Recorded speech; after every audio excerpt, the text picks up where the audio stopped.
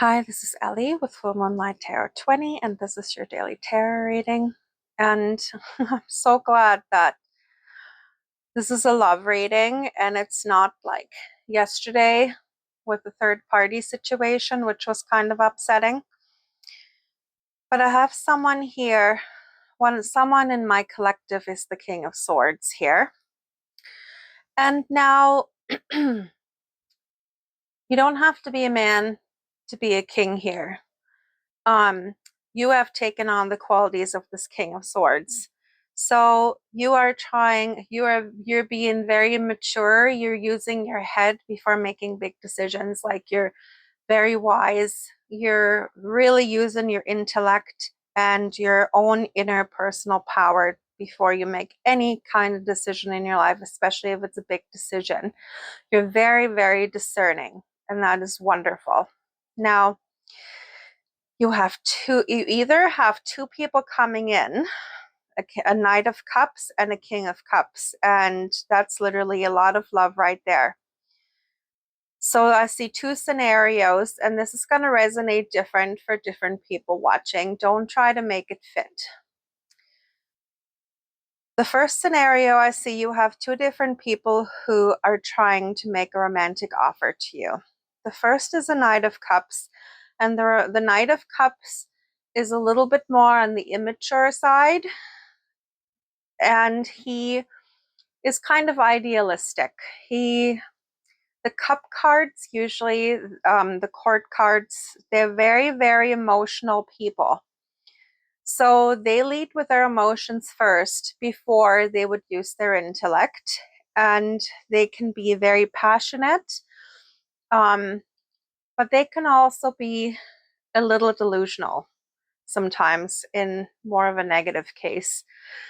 Now, this person really, really has a lot of love for you, but he's not as mature as the King of Cups that's coming in. Now, mature can mean in age, of course, but I'm seeing this more as emotional maturity.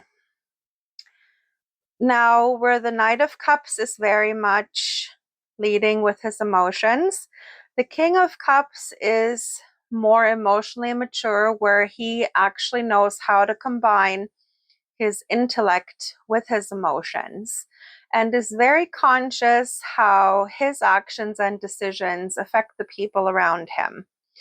So he is very, very considerate of other people, where the Knight of Cups might be a little more selfish. So you have a choice to make. The Wheel of Fortune is at the bottom of the deck, so this is divinely guided. And, you know, the Wheel of Fortune talks about the ups and downs in life, how, you know, to treasure the good times and to know that the bad times will always end at some point and good times will come again. But it also talks about karma and how we have different soul contracts with people. So you clearly have a soul contract with both of them. So be discerning, like the King of Swords. But I also want to press upon you to not get overwhelmed by your emotions before you make a decision here. And I think that you know where your heart lies. So follow your heart before you make any kind of decision in love. And also, you know, try to use your intellect a little bit. It has to make sense. The two of you have to make sense.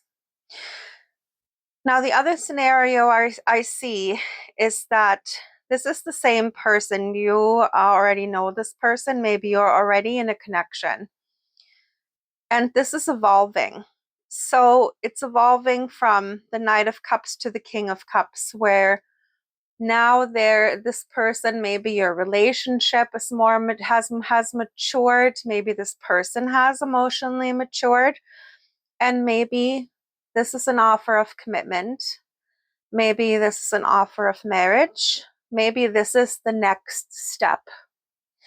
So take it as it resonates. If it doesn't sound right, then this reading is not for you. And that's what I have for you today. Love and light. I will talk with you tomorrow.